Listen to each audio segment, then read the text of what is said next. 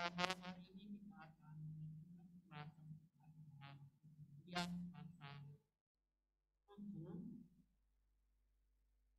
akan membacakan dari ayat pertama sampai ayat ke-24. Tetapi saya hanya akan membaca secara singkat saja dari ayat pertama sampai ayatnya yang kelima saja. Kejadian pasal 7 ayat pertama sampai ayatnya yang kelima. Begini firman Tuhan, air bah. Lalu berfirmanlah Tuhan kepada Nuh, masuklah ke dalam bahtera itu, engkau dan seisi rumahmu, sebab engkaulah yang kulihat benar di hadapanku di antara orang zaman ini. Dari segala binatang yang tidak haram, haruslah kau ambil 7 pasang, jantan dan betinanya. Tetapi dari binatang yang haram 1 pasang, jantan dan betinanya. Juga dari burung-burung di udara 7 pasang, jantan dan betina, supaya terpelihara hidup keturunannya di seluruh bumi. Sebab 7 hari lagi aku akan menurunkan hujan ke atas bumi 40 hari 40 malam lamanya. Dan aku akan menghapuskan dari muka bumi segala yang ada yang kujadikan itu. Lalu Nuh melakukan segala yang diperintahkan Tuhan kepadanya. Amin untuk sejauh kebenaran firman Tuhan. Jemaat yang dikasihi Tuhan, tema kita pada malam hari ini perenungan kita yaitu kasih karunia Allah bagi umat pilihannya.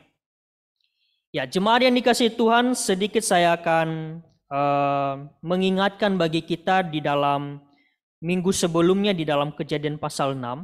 Kalau kita melihat di sana bahwa hidup Nuh itu berbeda dari orang-orang sezamannya pada waktu itu. Di saat orang-orang hidup dalam kejahatan dan melanggar firman Tuhan, ia sangat berani melawan arus dan tetap hidup di dalam kebenaran. Sekalipun di sekeliling Nuh dan juga orang-orang di sekitarnya itu sangat tidak mendukung. Kita pun dituntun saat ini, jemaat yang dikasihi Tuhan, untuk berani melawan arus dunia, yaitu hidup berbeda dari orang-orang di sekitar kita, dari orang-orang yang tidak mengenal Allah. Mungkin di tengah-tengah dunia ini, karena kita orang percaya, kita akan dicemooh, kita dipandang sebelah mata, bahkan dibenci, atau bahkan dikucilkan. Maka ini salah satu kunci dari kepercayaan Nuh yang kuat, yaitu dia bertahan di dalam kehidupan yang begitu rusak. Kuncinya adalah Nuh hidup bergaul dengan Allah. Sangat jelas kalau kita perhatikan di dalam Kejadian pasal 6 ayatnya yang ke-8. Di sana dikatakan, tetapi Nuh mendapat kasih karunia di mata Tuhan. Jadi jemaat yang dikasihi Tuhan, Kejadian pasal 7 ini merupakan kelanjutan dari pasal 6. Di mana Allah memerintahkan Nuh untuk membuah bahtera. Dan di dalam pasal yang ke-7 ini dilanjutkan dengan memberikan sebuah hukuman melalui sarana air bah. Jemaat yang dikasihi Tuhan, dalam mitologi timur dekat kuno di Babilonia pada waktu itu, terdapat juga kisah tentang air bah yang meliputi bumi. Ada catatan tentang peristiwa ini di dalam dunia kuno, di mana peristiwa air bah benar-benar terjadi dalam sejarah. Namun, yang membedakan catatan Alkitab dengan mitologi timur kuno adalah alasan dibalik terjadinya air bah di bumi. Alasan terjadinya air bah di bumi di mitologi kuno yaitu karena para dewa-dewi pada waktu itu merasa terganggu oleh suasana ributnya yang muncul saat populasi manusia semakin bertambah banyak. Sehingga para dewa-dewi itu pun tidak beristirahat ataupun tidak bisa menikmati ketenangan. Namun di dalam Alkitab sangat jelas bagi kita dijelaskan bahwa Tuhan menghukum manusia dan segala makhluk hidup yang ada di muka bumi pada waktu itu, oleh karena mereka melakukan dosa di hadapan Tuhan. Mereka berbuat jahat di hadapan Tuhan. Inilah sebuah kecenderungan manusia pada waktu itu, melakukan kejahatan, melakukan dosa di hadapan Tuhan. Bertambahnya dosa pada waktu itu membuat manusia yang diciptakan menurut gambar Allah mencemarkan dan menodai kemuliaan Allah itu sendiri. Jadi hidup manusia tidak lagi sesuai dengan tujuan Allah pada waktu Allah menciptakan manusia, yaitu untuk memuliakan dan untuk menikmati Allah. Sehingga ketika manusia jatuh di dalam dosa, maka Allah murka. Sehingga Allah menghukum manusia itu, bukan hanya manusia, tetapi seluruh makhluk hidup yang ada di muka bumi pada waktu itu. Maka jemaat yang dikasihi Tuhan, peristiwa air bah ini mengajarkan sebuah kebenaran yang sangat teologis bagi kita. Bahwa Allah benar-benar murka terhadap dosa. Dan ini sesuatu hal yang begitu serius di mata Tuhan. Namun di balik itu semua ada cinta kasih Allah di dalamnya. Ada cinta Tuhan di dalam ciptaannya juga. Allah menunjukkan kasih dan anugerahnya kepada umat pilihannya melalui Nuh dan keluarganya. Coba aja kalau kita bayangkan, jika semuanya dimusnahkan di muka bumi ini, tanpa ada umat pilihan yang dipilih Allah, maka sia-sia juga Allah menciptakan dunia ini. Tetapi karena Tuhan telah menentukan dan menunjukkan bahwa Nuhlah dan keluarganya yang hidup benar di hadapan Tuhan. Tuhan menyuruh Nuh membuat bahtera yang begitu besar. Dan Allah mendesainnya begitu rupa. Sehingga Nuh hanya mengikuti firman Tuhan. Mengikuti firman yang difirmankan oleh Allah kepada Nuh. Itu di luar dari nalar Nuh sendiri. Jadi Nuh melakukan dan mengerjakan itu semua tanpa membantah kepada Allah dan tanpa mengkritik sama sekali apa yang dia kerjakan. Nah, Nuh juga mengerjakan itu dengan baik, dengan teliti. Sehingga bahtera yang dibuat Nuh sangat baik kalau kita melihat. Dan itu semua diperintahkan oleh Allah. Bukan dilakukan menurut nalar manusia itu sendiri. Tetapi karena Allah berfirman kepada Nuh, maka Nuh melakukannya. Maka ketika bahtera itu telah selesai, maka Allah berfirman kepada Nuh. Kalau kita perhatikan di dalam Kejadian pasal 7 ayat 1 ini, di sana dikatakan, lalu berfirmanlah Tuhan kepada Nuh, masuklah ke dalam bahtera itu. Jadi ketika bahtera telah selesai, maka Allah berfirman kepada Nuh, masuklah ke dalam bahtera itu. Kata masuk di dalam bahasa aslinya, bahasa Ibrani itu B dan E. Come, datanglah. Menunjukkan sebuah panggilan dari Allah yang begitu ramah. Nuh tidak masuk di dalam bahtera itu sebelum Allah menyuruhnya, sebelum Allah berfirman kepadanya. Meskipun ia tahu sebenarnya bahwa bahtera itu dirancang dengan baik sebagai tempat kediaman dan benteng pertahanan, tetapi ia menunggu perintah Allah. Allah juga tidak menyuruhnya dengan pergi ke dalam bahtera itu. Tetapi dia mengatakan masuklah ke dalam bahtera, yang menyiratkan bahwa Allah akan pergi bersama-sama dengan Nuh dan keluarganya. Di sini kita melihat bahwa Allah tidak meninggalkan umatnya. Allah sama sekali tidak meninggalkan Nuh dan keluarganya. Dan di sini kita bisa melihat juga bagaimana kasih Allah kepada umat pilihannya itu. Bagaimana Allah telah berfirman dan Allah juga menuntun langkah kehidupan Nuh.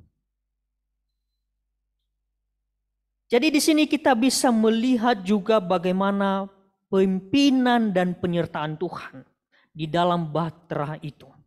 Ketika air bah datang, maka kehidupan Nuh pada waktu itu hidup tenang. Karena apa?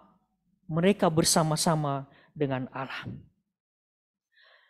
Lalu yang selanjutnya bahwa kita melihat Nuh ini bukan diselamatkan karena perbuatan baik. Kalau kita melihat di dalam ayat selanjutnya di situ dikatakan, engkau dan seisi rumahmu, sebab engkaulah yang kulihat benar di hadapanku di antara orang zaman ini. Jemaat yang dikasihi Tuhan, Nuh diselamatkan bukan karena perbuatan baik, akan tetapi oleh karena iman. Ya, kalau kita perhatikan di dalam Ibrani, ya, di dalam Ibrani pasal 11 ayatnya yang ke-8, di dalam ayatnya yang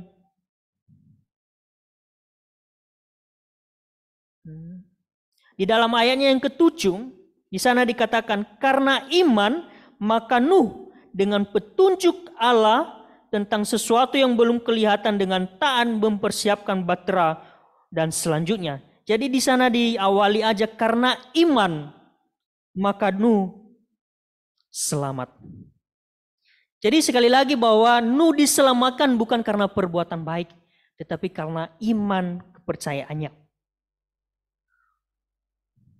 Di dalam Kejadian pasal 7 ayat 1 ini mengatakan bahwa Nuh disuruh ke dalam bahtera. Seperti yang saya jelaskan tadi, karena dia adalah orang benar di mata Tuhan. Tetapi Nuh juga bisa menjadi orang benar karena ia beriman dan hidup benar-benar hidup benar di hadapan Tuhan. Dan ini tidak terlepas dari kasih karunia Allah. Jadi keselamatan Nuh tetap merupakan anugerah Allah. Demikian juga dengan kita. Tidak ada yang bisa selamat karena perbuatan baik kita. Tidak ada yang bisa selamat oleh karena kita berbuat baik kepada sesama. Tetapi oleh karena iman percaya kita kepada Tuhan. Itulah yang menyelamatkan kita. Bukan karena kita berbuat baik. Kalau kita perhatikan di dalam Efesus pasal 2 ayat 8 sampai 9 di sana dikatakan, sebab karena kasih karunia kamu diselamatkan oleh iman, bukan hasil usahamu, tetapi pemberian Allah. Itu bukan hasil pekerjaanmu, jangan ada orang yang memegahkan diri. Jadi sudah sangat jelas di sana dikatakan, oleh karena kasih karunia kamu diselamatkan oleh iman. Jadi bukan karena perbuatan baik. Di luar sana perbuatan baiklah yang menyelamatkan mereka.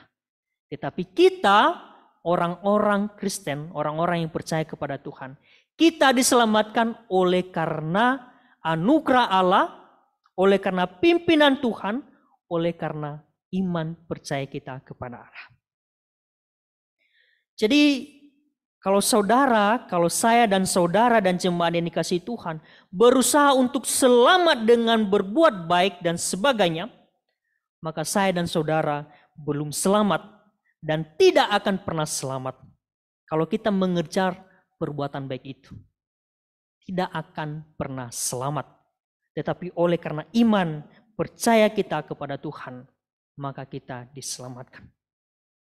Dan juga jemaat yang dikasihi Tuhan, dalam hal keselamatan ini juga, tidak ada orang yang bisa menumpang kepada orang lain.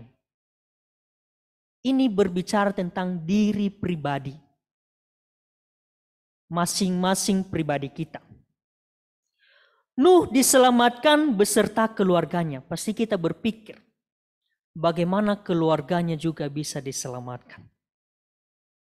Ya, bagaimana juga keluarganya, istrinya, anak-anaknya beserta istri daripada anaknya, kenapa bisa diselamatkan? Ini juga tidak terlepas oleh iman mereka kepada Tuhan. Dan seperti yang saya katakan tadi, ini pribadi. Keselamatan tidak boleh, tidak ada orang yang bisa menumpang kepada orang lain. Tetapi ini tentang pribadi kita kepada Tuhan.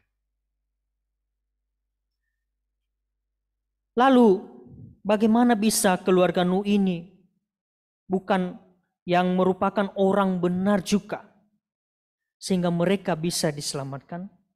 Kalau kita dibandingkan di dalam Yeskiel pasal 14 dan dari ayat 12 sampai 20, di sana sudah sangat jelas dikatakan bahwa Nuh, Ayub, dan Daniel itu mereka akan menyelamatkan hanya nyawa mereka sendiri karena kebenaran mereka. Dan di dalam ayat-ayat 16, 18, dan 20 di situ sangat jelas juga bahwa hanya mereka sendiri, hanya diri sendiri yang bisa menyelamatkan hidup dan nyawa mereka. Jadi di dalam ayat ini sudah sangat jelas bagi kita, jemaat yang dikasihi Tuhan. Seperti yang saya katakan tadi bahwa hanya diri kita masing-masing, oleh juga karena kasih karunia Allah, dan juga tidak terlepas dari iman percaya kita kepada Allah. Dan di dalam teks yang kita perhatikan di dalam ayat 1 ini sangat jelas bagi kita, bahwa kita tidak boleh menumpang kepada orang lain, tetapi ini berbicara masing-masing pribadi. Jadi kalau keluarga Nuh diselamatkan, itu pasti karena mereka juga adalah orang benar di hadapan Tuhan. Karena kasih karunia Allah. Jadi jemaat yang dikasihi Tuhan, mungkin keluarga kita orang yang beriman dan merupakan orang yang berkedudukan di dalam gereja, aktivis gereja, pelayanan setiap hari. Tetapi itu tidak bisa menyelamatkan saudara. Hanya saudara sendirilah, saya dan jemaat sendirilah yang harus memiliki iman kepada Tuhan dan datang kepada Yesus Kristus. Juga keselamatan saya dan saudara yang dikasihi Tuhan tidak bisa membuat keluarga dan anak-anak saudara menumpang untuk bisa diselamatkan juga. Akan tetapi mereka harus memiliki iman secara pribadi kepada Tuhan. Jadi ketika di dalam keluarga kita ada keluarga kita yang masih belum mengenal Tuhan, masih belum memiliki iman yang kokoh di hadapan Tuhan, maka tidak ada salahnya kita memberitakan Injil kepadanya. Kita menyampaikan Injil keselamatan kepadanya, sehingga dia bisa percaya kepada Tuhan dan memiliki iman yang kuat di hadapan Tuhan. Dan dilanjutkan bahwa sebab engkaulah kulihat benar di hadapanku di antara orang zaman ini. Jadi jemaat yang dikasihi Tuhan, saya fokus di ayat pertama saja. Di ayat pertama bagian terakhir itu di sana dikatakan sebab engkaulah kulihat benar di hadapanku di antara zaman ini. Istilah kata benar yang digunakan di sini dalam pengertian yang sama merujuk kepada Ayub juga sebagai tak bercela. Ini tidak menyiratkan suatu ketidakberdosaan, namun seorang yang sudah mengikuti dan melaksanakan semua yang mereka pahami, dalam arti bahwa mereka memiliki hubungan yang sangat intim dengan Allah. Hubungan yang dekat dengan Allah. Dan memiliki relasi yang dekat dengan Tuhan. Apakah kita saat ini juga memiliki relasi yang intim dengan Tuhan? Memiliki komunikasi yang dekat dengan Tuhan. Sehingga kita bisa melihat diri kita. Apakah kita ini benar-benar telah diselamatkan? Jika iya, maka kita yakin bahwa kita ini umat pilihan Allah, maka oleh kasih karunia Tuhan telah menyelamatkan kita. Jemaat yang dikasihi Tuhan, Allah memperhatikan dan berkenan pada orang-orang yang benar di hadapannya. Di dalam dunia yang penuh dengan orang-orang fasik, orang-orang yang belum mengenal Allah, Allah dapat memelihara Nuh dan keluarganya. Dan juga Allah melihat Nuh begitu benar di hadapan Tuhan. Sehingga Tuhan mengenal umat pilihannya, umat kepunyaannya. Maka kita juga sebagai orang-orang percaya, kita melihat bahwa diri kita ini adalah umat pilihan Tuhan. Maka sebagai kesimpulan bagi kita pada malam hari ini sebuah pelajaran penting bagi diri kita, bagi diri saya dan diri jemaat. Ketaatan ataupun perbuatan baik manusia bukanlah alasan bagi Allah untuk menyelamatkan manusia. Manusia hanya dapat diselamatkan oleh karena kasih karunia Allah melalui iman. Maka ketaatan atau perbuatan baik seharusnya lahir sebagai respons dan ucapan syukur atas kasih karunia Allah yang begitu besar itu. Jadi jangan pernah melakukan tindakan ketaatan atau perbuatan baik dengan bermaksud memperoleh kasih karunia Allah dalam keselamatan. Tetapi kita diselamatkan oleh karena iman. Jadi jangan di dalam diri kita melakukan perbuatan baik, maka kita diselamatkan. Itu salah. Tetapi oleh karena iman, maka respon dari iman kita ini adalah berbuat baik, ketaatan dan sebagainya. Sekiranya kita bisa merenungkan akan firman Tuhan pada malam hari ini, bahwa kita adalah umat pilihan Allah, dan oleh karena kasih karunia Allah kita telah diselamatkan. Amin. Untuk kebenaran firman Tuhan, mari kita berdoa.